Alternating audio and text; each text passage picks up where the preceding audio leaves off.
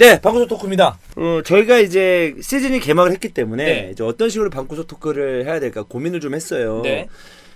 시즌 전에는 이제 빅6 팀을 가지고 이제 시즌 전망을 해보는 이적 시장을 좀 이적 시장을 좀 한번 체크해보는 그런 시간을 가졌는데 이번에는 어떻게 할까 좀 고민을 좀 많이 하다가 일단은 뭐 가볍게 네.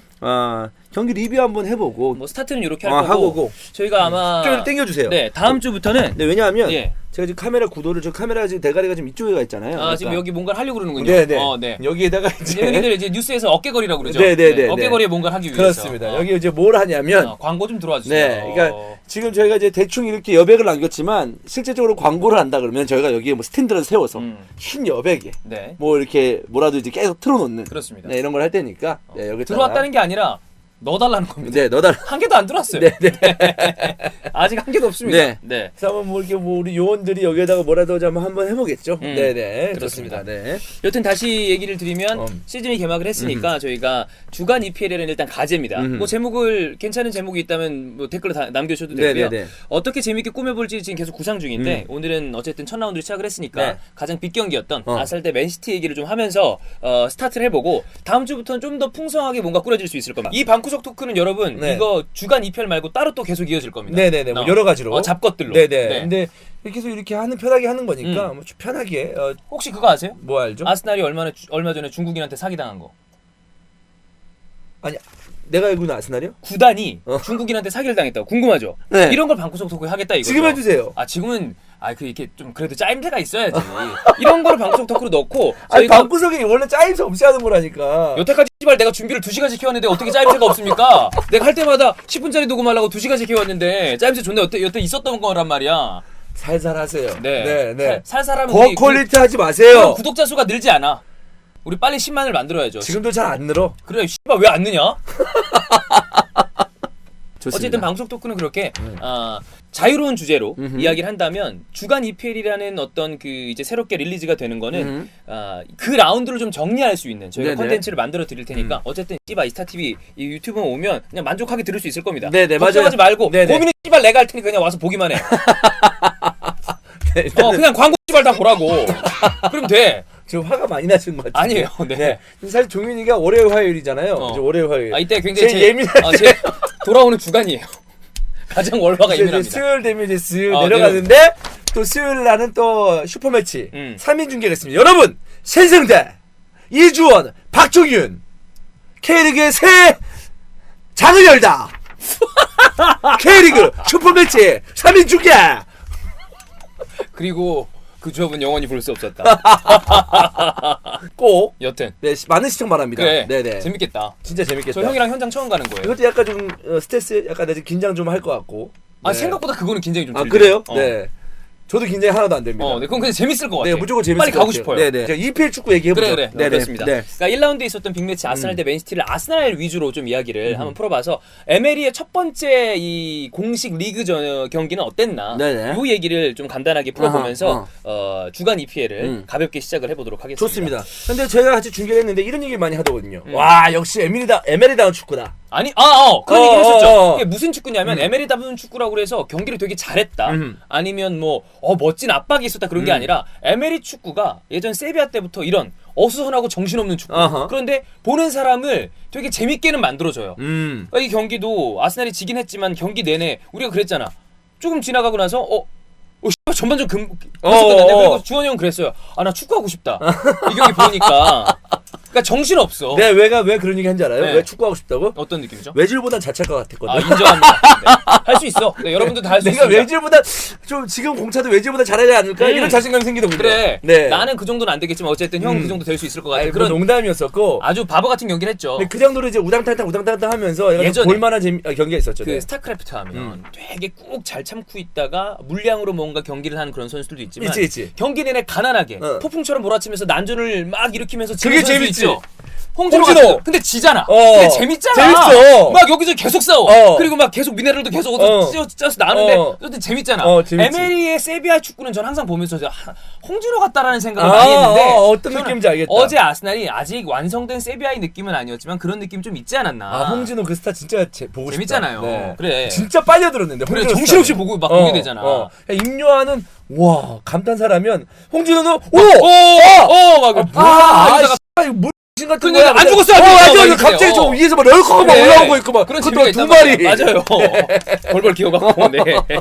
그런 느낌의 좀 경기가 아니었나 싶은데 경기 결과는 다들 아시다시피 맨시티가 이겼어요. 근데 맨시티도 솔직히 말해서 잘한 경기는 아니었습니다.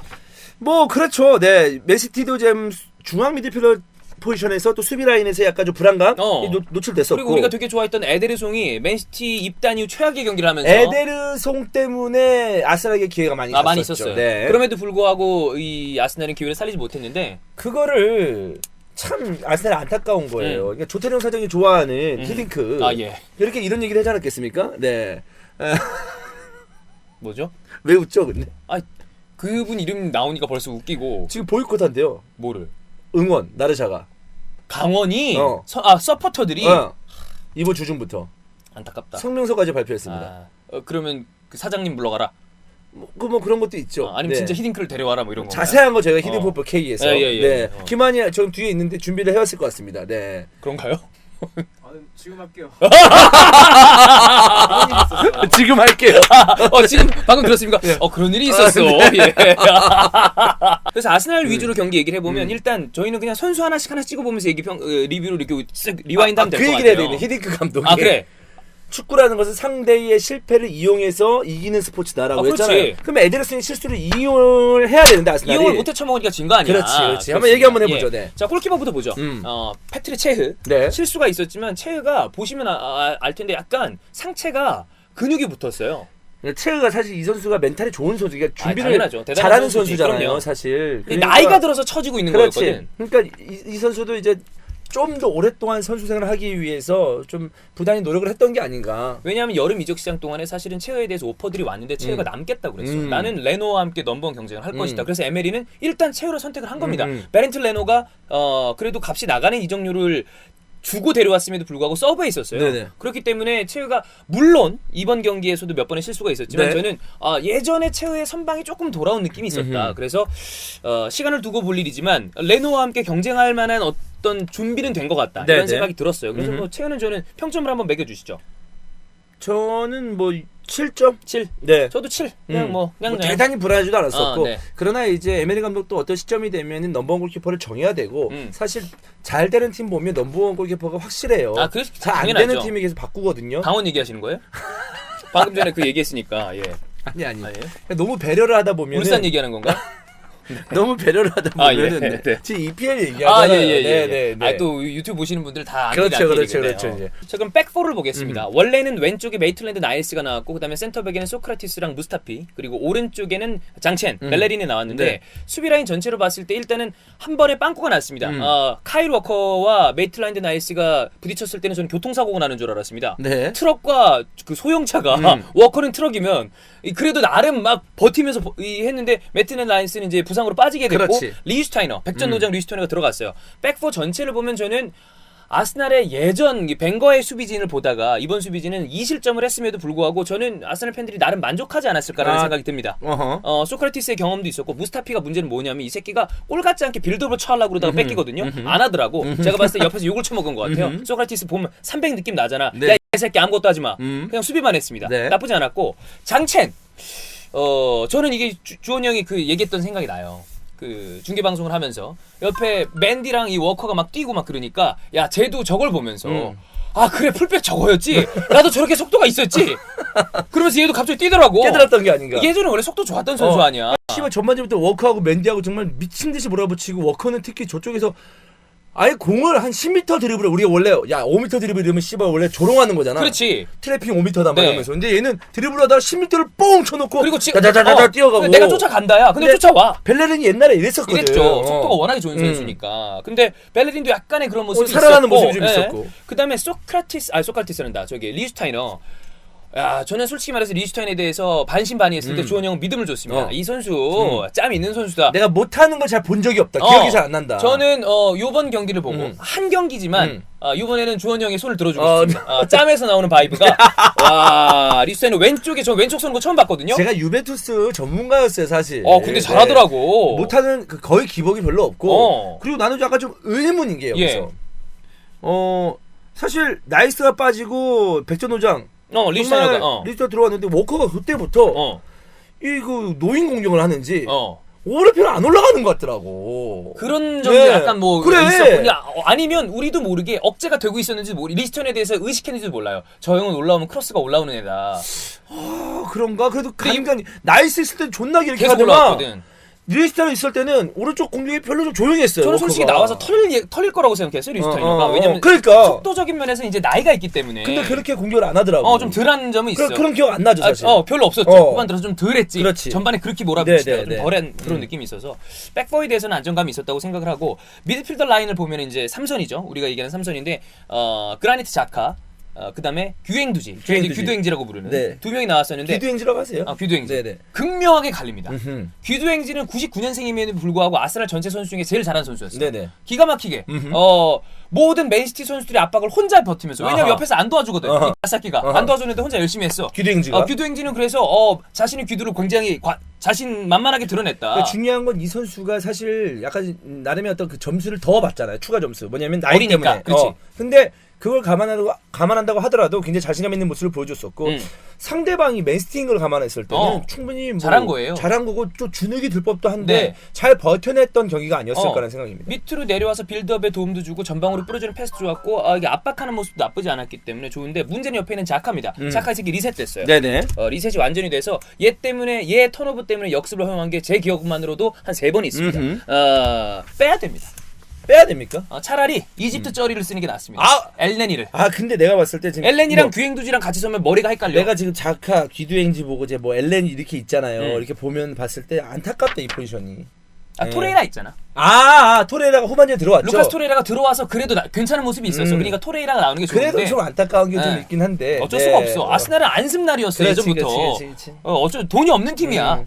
앞에서 램지가 좀 해줘야 되는데. 그러니까 램지 같은 경우에 이제 여기 괜찮았다는 거 하고 위로 올라와 보죠. 램지를 본격적으로 공격형 미드필더에 아예 세웠어요. 근데 이거는 반은 성공이고 반은 실패라고 보이는 게 램지를 이쪽에 서려면 공을 운반할 수 있는 윙어가 있어야 됩니다. 그래서 램지의 프리롤로 움직이는 공격력을 살려줘야 되는데 왼쪽에 있는 외질, 아까 얘기했듯이 형이 더 잘했을 겁니다. 그다음에 오른쪽에 미키타리안, 중앙에 내려와서 맨시티의 공격을 끊어내는 건 성공을 했지만 공을 운반을 못했어요. 그러니까 램지한테 공 가는 것 자체가 별로 없었어. 진짜 눈물 나오더라.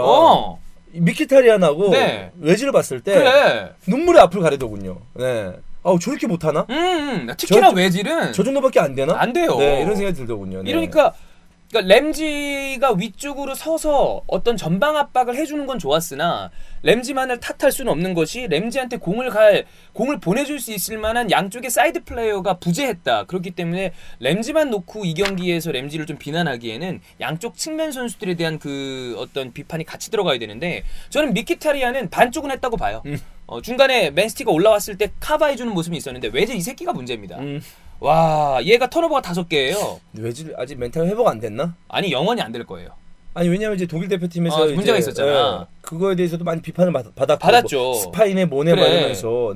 아니 저는 솔직히 말해서 아스날의 외질이 온 다음에 한 시즌 정도를 제외하고 그렇게 만족스러웠던 적이 별로 없습니다. 외질은 언제나 되게 여러 가지 그 발동이 되려면 전조 조건이 많아야 되는 선수예요. 그래서 저는 외질을 과감하게 내리는 것도 가능하지만 주구벌무시 여기서 제일 많이 받는 선수를 어떻게 내리나. 그러니까 이게 좀 문제가 있다.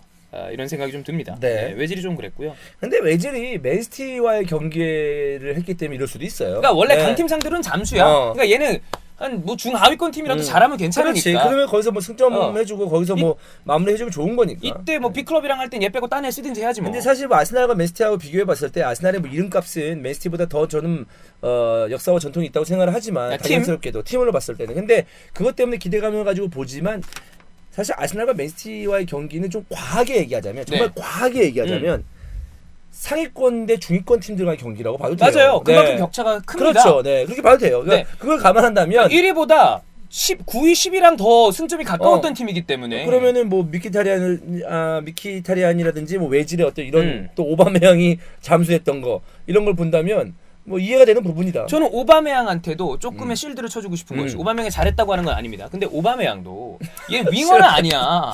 아유 실드 많이 치네. 아니 왜냐하면 이제 저는 아니, 그러니까, 여기에 핵심을 그러니까 너가 지금 아스날을 많이 알기 때문에 더 잘 깔 수도 있지만 이번에는 많이 알기 때문에 실드를 좀 준다고 봐. 실드라기보다 그러니까 몇 명한테 책임이 조금 더 핵심적으로 가야 된다는 얘기예요. 램지 반은 안 됐고 반은 잘 됐어요. 미키타리안 반은 잘 되고 반은 안 됐어요. 외질이 이러면서. 새끼야. 외질이랑 자카 새끼가 경기를 망쳤다고. 네. 둘이 문제야. 야 오바메양 뭘? 아니 그러니까 오바메양은 기본적으로 원래 윙이라기보다는 박스 안에서 포처 역할을 해줘야 되는 선수인데 여기 안에 공 투입된 적이 별로 없고 얘는 그냥 계속 달리기밖에 못했어. 아 근데 그거라도 얘 속도가 있는 선수라고 유명했던 선수인데. 아니 그러니까 속도는 있지만 돌파도 안 되고. 아 군대에서 전문가가 보기에도 쟤는 주변에서 어쨌든 골을 넣어주는 선수지 달리기 선수가 얘는 그러니까 윙어가 아니에요. 네네. 근데 얘를 윙어처럼 쓰려면 뒤쪽 공간 쪽으로 패스를 파이널 패스를 제대로 넣어주든가. 근데 외질은 그것도 못했어요. 그러니까 경기에 빌드업을 해줘야 되는 두 명, 후방 빌드업을 해줘야 되는 자카랑 파이널 서드에서 패스를 넣어줘야 되는 외질이 못하니까 나머지 선수들이 다 죽어버리는 거야. 아 그럼 라카제트는요? 아 라카제트는 병신입니다. 왜냐면 이 새끼는 중요한 거를 그렇게 홈런을 날리면 안 되죠. 네네. 이 새끼는 문제가 있어요. 네. 라카제트가 들어온 다음에 했던 짓은 정말 똥덩어리죠. 감히 한번 얘기하자면 아스날의 박희성이다. 이 새끼야! 아, 왜요? 미쳤냐 너? 왜? 미친 씨 라카제트가 그거 내가 참고로 박희성이라고 야 하는 내가 아스날 프리뷰할 때 라카제트 욕했을 때 내가 댓글에서 몇몇 댓글에 저를 욕하는 댓글이 있었어요. 라카제트 잘했는데 왜 그러냐? 봤냐? 씨발 추가할 새끼야. 네네네네. 지난 시즌에 어땠는지 봤냐? 근데 내가 아직 물음표를 던졌단 말이야. 근데 이번 경기에서는 맞아요. 아니 근데 박희성은 너무 심하지. 유슈팅 한 번에 좋은 슈팅이 있었어. 골대 옆쪽으로 살짝 빗나가는 그거 말고는 결정적인 찬스에 유슈팅을 만들어내야지. 거기서 상대방이 실수를 그렇게 하는데 위쪽으로 이렇게 쏘아 올리면. 근데 요즘 박희성 나오지도 않아요. 박희성에 대해서 설명 한번 해주시죠. 별명 고대 악리입니다. 근데 그 고대가 고려된지 아니면 고대 예전에 그때 뛰었었던 그 악리인지는 뭔지 모르겠는데 석기시대 고대. 라카제트는 이런 식으로 하면 자신이 왜 지금 서브로 밀려 있는지, 그러니까 출장 기회가 적은 선수는 나와서 임팩트를 보여주는 것밖에 답이 없잖아요. 그렇지. 근데 이런 식으로 날려먹으면 안 되지. 안 되지. 생긴 것만 드레이크 닮았다고 다 이게 R&B 가수 빌보드에 올라가는 게 아닙니다.